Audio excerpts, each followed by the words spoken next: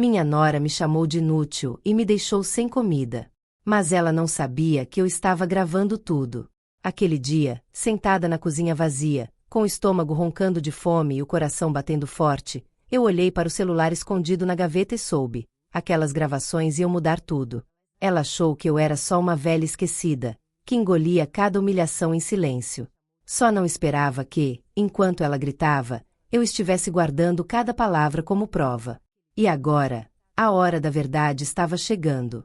Mas para entender como tudo chegou a esse extremo, preciso voltar ao início. Quando meu filho, Carlos, me apresentou a Marina, eu me esforcei para ser a sogra perfeita. Sabia como essas relações podiam ser difíceis, então enchia ela de pequenos mimos. Um prato favorito quando visitava, um lenço de crochê feito à mão no aniversário dela, sempre perguntando como estava sem ser intrometida. Queria que ela se sentisse acolhida, não como uma intrusa na família. Nos primeiros anos, até parecia funcionar. Ela sorria quando eu levava sopa nos dias frios ou cuidava do Pedro, meu neto, para eles saírem. Achava que estávamos construindo uma relação de respeito, até de afeto. Mas, aos poucos, notei um brilho diferente no olhar dela quando eu oferecia ajuda. Não era gratidão, era expectativa. Como se fosse minha obrigação servir, e não um gesto de amor. Cheguei a ignorar os sinais, atribuindo ao cansaço dela. Afinal, quem nunca teve um dia ruim? Continuava indo à casa deles lavar louça acumulada, passar roupa, deixar o almoço pronto. Até que, um dia, ouvi sussurros no corredor. Sua mãe vem aqui para se intrometer, não aguento mais. Meu coração gelou, mas decidi acreditar que tinha entendido errado. Afinal, eu só queria ajudar. Só fui entender o quanto ela me desprezava quando os pequenos gestos viraram grosseria. Mas mesmo assim, continuei me sacrificando. Acordava às 5 horas para fazer marmitas para o Carlos e Marina, deixava minha terapia semanal para levar Pedro à natação, e até cancelei minha viagem para visitar minha irmã doente quando Marina precisou de mim para organizar uma festa. Minha vida girava em torno das necessidades deles, e eu achava que isso era ser boa sogra.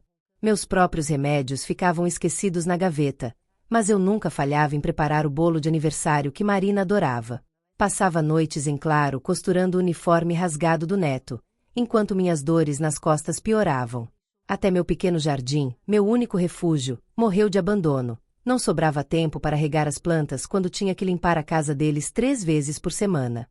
O pior é que eles nem pediam mais. Esperavam. Como se fosse minha obrigação natural resolver tudo. Se eu chegasse 10 minutos tarde, Marina já franzia a testa. Achamos que você tinha esquecido. E eu, como uma tola, me desdobrava para compensar, achando que um dia eles viriam meu valor. Mas o único pagamento que recebi foram olhares de desdém e pratos frios deixados de lado. Até que um dia, a máscara dela caiu completamente, e eu decidi que precisava de provas. Tudo começou com pequenas farpas que eu fingia não ouvir. Quando levava um bolo de chocolate, ela comentava: "Dessa vez não queimou como da última vez, né?" Com um sorriso falso. Se arrumava a casa deles, ouvia um seco não precisava, mas já que fez. Enquanto ela refazia tudo com ar de superioridade. Os olhares eram piores que as palavras. Marina revirava os olhos quando eu dava opinião, mesmo quando pediam. Se eu ousava recusar um favor, ela ficava com aquele silêncio gelado por dias, até que eu me humilhava pedindo desculpas. O auge foi quando me viu tomando remédio para a pressão e soltou: "Se você se cuidasse mais, não ficaria doente para atrapalhar nossos planos." Foi aí que percebi, ela não me via como família, mas como um incômodo necessário. Quando ofereci ajuda com as contas do Pedro na escola, ela cortou: "Isso não é mais sua obrigação, vovó." A frase doeu, mas o tom foi o que me atravessou, como se eu fosse uma empregada demitida. Naquele instante, algo dentro de mim quebrou. Mas o pior ainda estava por vir. O dia em que ela cruzou todos os limites.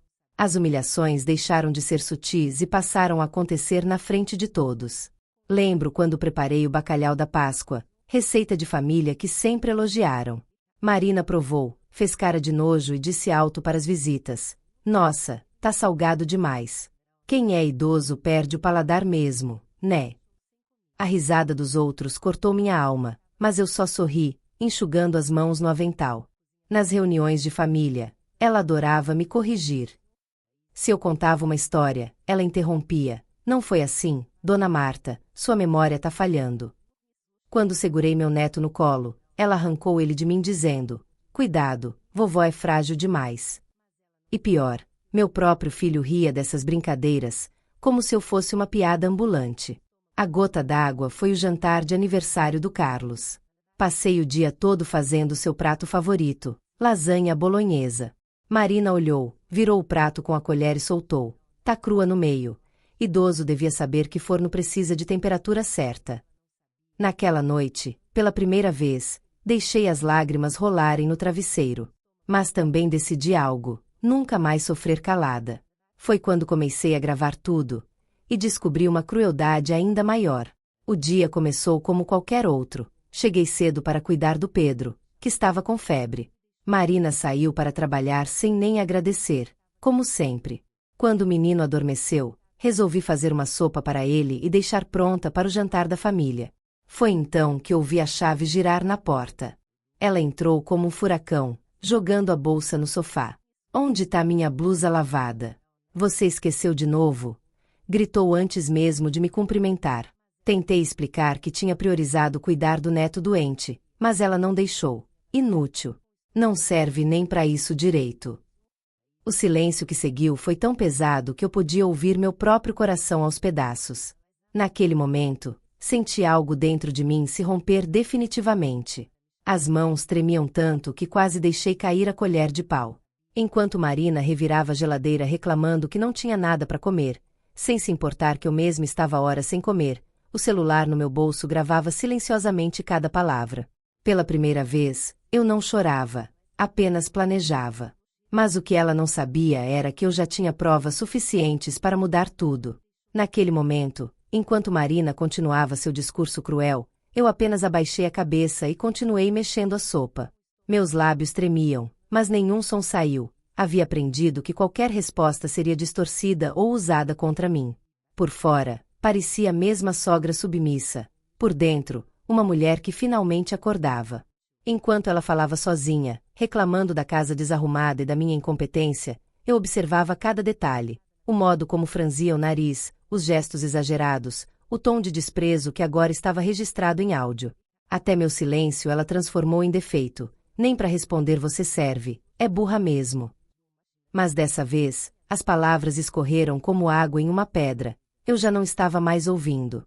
Saí de lá com a cabeça erguida, sem responder às provocações.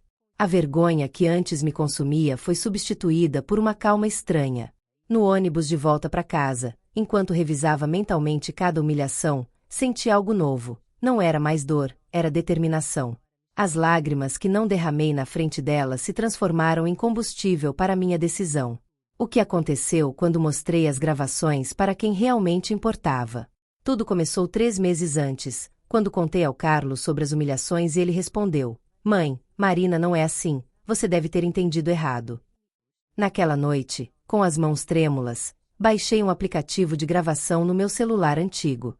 Não era por maldade, era minha única forma de provar que não estava ficando louca.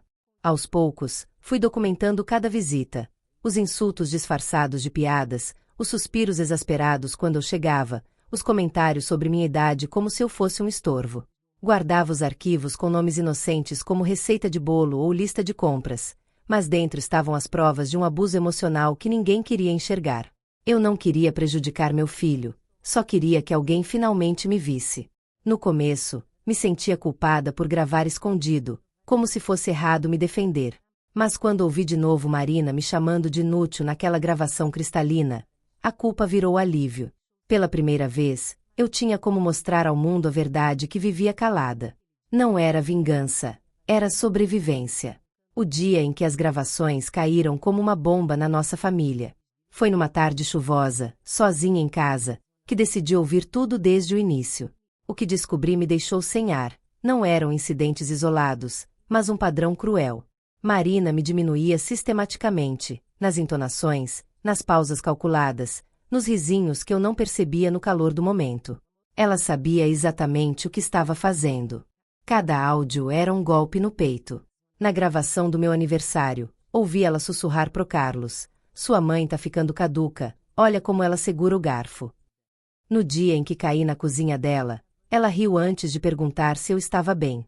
O pior foi ouvir meu próprio filho concordando em alguns momentos, como se minha dignidade fosse negociável. As lágrimas borravam a tela do celular enquanto eu anotava os horários exatos de cada humilhação.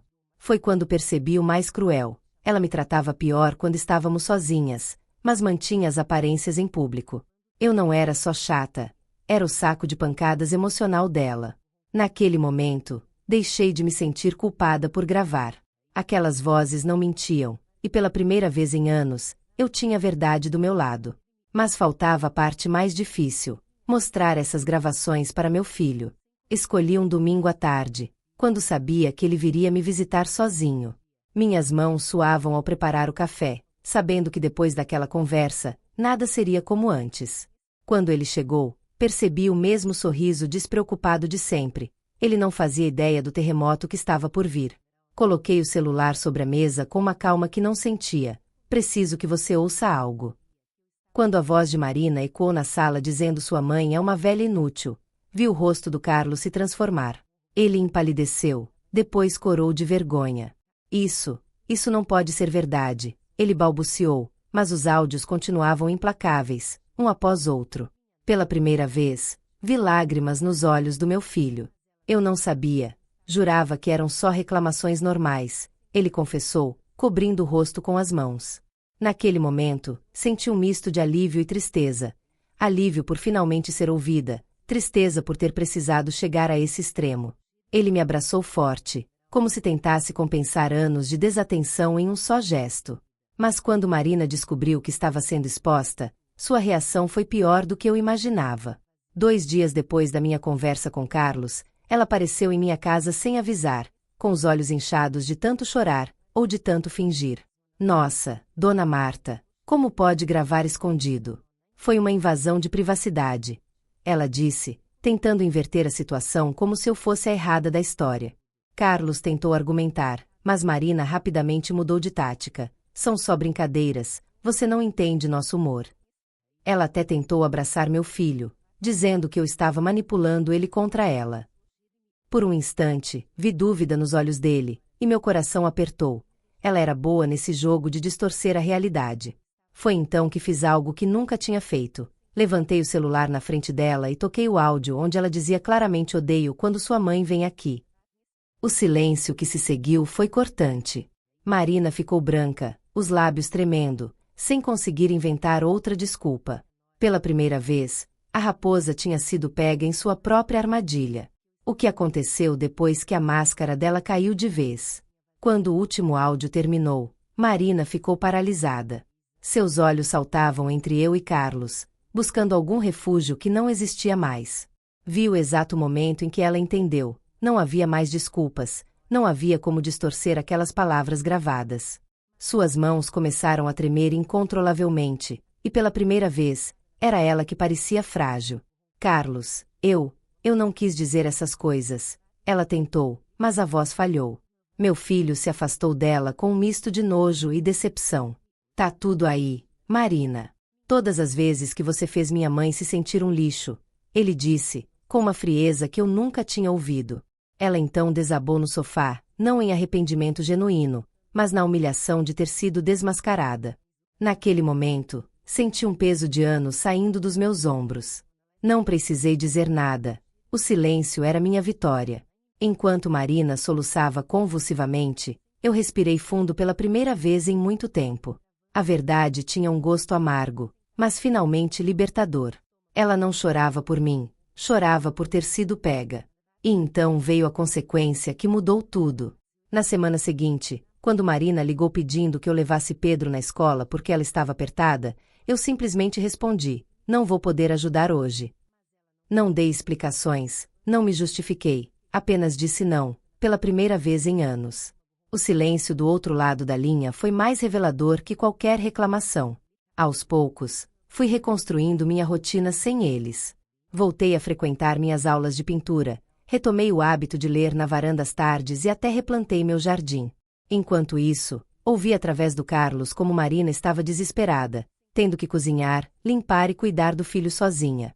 Ela havia perdido muito mais que uma ajudante. Perdeu o amor incondicional que nunca soube valorizar. Carlos, agora ciente da verdade, passou a me defender. Recusou-se a deixar Marina me pedir favores e até diminuiu o contato dela comigo. A ironia era cruel. Quanto mais ela precisava, menos podia contar comigo. E eu, finalmente, entendi que ajudar só vale a pena quando há respeito mútuo. O que aprendi com essa experiência vai mudar como vivo o resto da minha vida. Hoje, quando olho para trás, não sinto ódio de Marina, sinto pena. Pena de alguém que trocou bondade por arrogância e agora colhe as consequências. Minhas noites não são mais perdidas em lágrimas, mas em paz, sabendo que estabeleci limites necessários. Essa dor me ensinou que amor não é sinônimo de sofrimento silencioso. Aprendi que dizer não pode ser um ato de amor próprio, e que meus valores não dependem da opinião de quem não me respeita. Até meu filho, que antes via minha doação como obrigação, agora entende que meu tempo e cuidado são presentes, não deveres. Renasci das cinzas dessa relação tóxica. Voltei a cuidar da minha saúde, a investir nos meus sonhos adiados, e principalmente, a me ouvir. Marina pode não ter mudado, mas eu mudei, e isso bastou. Descobri que, às vezes, a maior vitória não é o confronto, mas a libertação silenciosa. Por isso, deixo essa história como um alerta e um convite. Não espere provas gravadas para validar sua dor. Se alguém constantemente te faz sentir pequeno, acredite em si mesmo antes que precise convencer os outros. Minha maior vitória não foi expor Marina, foi redescobrir meu próprio valor. E você? Já passou por algo parecido na sua família? Já sentiu o gosto amargo da ingratidão de quem você mais ajudou? Me conte nos comentários como superou. Sua história pode ajudar alguém que está passando por isso agora. Já ouviu aquele "é só brincadeira" quando, no fundo, sabia que era desprezo? Ou se sentiu como se seu amor fosse obrigação, e não escolha? Antes de terminar, quero fazer um pedido especial. Me conta de qual canto do Brasil você está lendo essa história. De São Paulo, a menor cidade do Piauí, de Recife aos sertões da Bahia, que vocês comentam me mostra que não estamos sozinhas nessa luta.